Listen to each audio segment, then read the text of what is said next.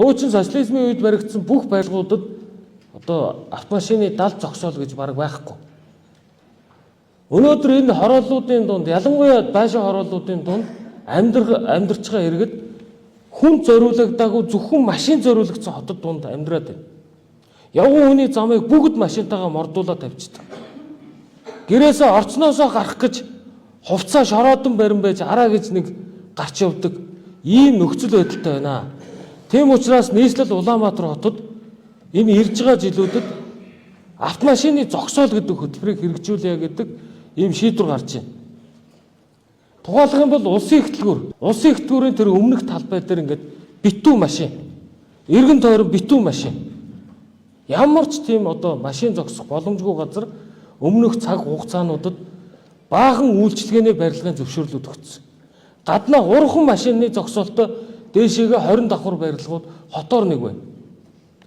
Тэгэхээр энэ аж ахуй нэгжүүдтэй бид нар болон бусад аж ахуй нэгжүүдтэй орон сууцны хорооллын дунд болон үйлчилгээтэй одоо тэр барилгуудын үүдэн өмнө хойно энэ боломжтой талбайнуудыг дандаа далд гараж болгох ийм одоо том зорилт тавьж байна.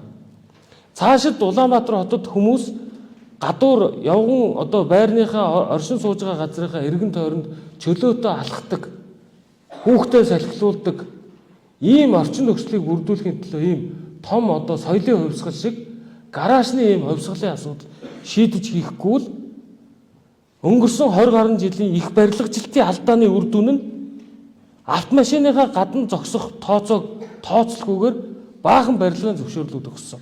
Одоо орон сууцнд байгаа хүмүүсийг яаж тогтоо тухтай амьдардаг орчин нөхцөлийг бүрдүүлэх вэхээр нэгдүгээрт автомашинтай иргэдийн автомашины зогсоолын асуудлыг шийдэж гадна тогтчлт, ногоон байгууламж, цэцэрлэгжүүлэлтийн тухай ярина.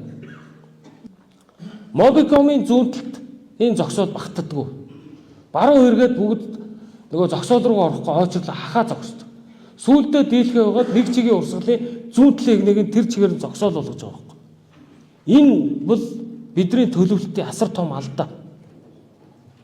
Одоо 7 сарын 1-ээс уртцаагааныг 200 орчим автомашины далд зогсоол байдлаар одоо ашиглаж эхэлнэ.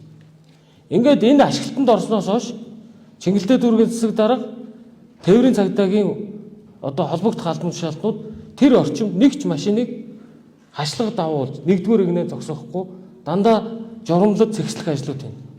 Өөрөөр хэлбэл машин унж байгаа хүмүүс өөрийнх нь сонголт. Машин унж байгаа бол та зогсоолгоо төлбөрийг төлж сур. Машин унж байгаа бол та хөдөлгөөнд соёлтоор. Машин унж байгаа бол та Улаанбаатар хотын тавигдсан стандарт шаардлагыг хангасан тээврийн хэрэгслэлээр одоо хөдөлгөөнд оролцох ёстой гэдэг ийм үндсэн шаардлагуудыг тавьж бид нар цаашид ажиллана. 3-4-р хороолол худалдааны гудамж. Бүх боломжтой зогсоолууд дээр худалдаа үйлчилгээ эрхлэгчид нэрээ машинаа тавьчихдаг. Тэгээ өглөө ирсэн ороо буцна. Улаанбаатар хөгжлийн корпорац энийг яаралтай энэ бүх боломжтой юмнуудыг одоо юу болгоо? Тэр автомат ийм зогсоолууд болгоо. Машинтайгаа хүн очиж зогсонгууд дугуун төгжигчдэг. Тэгээ хөдлөлт нь буцаагаад нөгөө токигоор юм уншуулангууд нөгөө дугууныхын төгжээ мултардаг. Ийм юм руу хүүхдийн зуугийн гудамж, энэ 3-4-р хорооллын гудамж, бусад одоо тэр боломжит газруудаа дүүргийн засаг дарга нар энэ зогсоол хөтөлбөрийн хүрээнд хотод ерхий архитектор дээр ирүүлээ.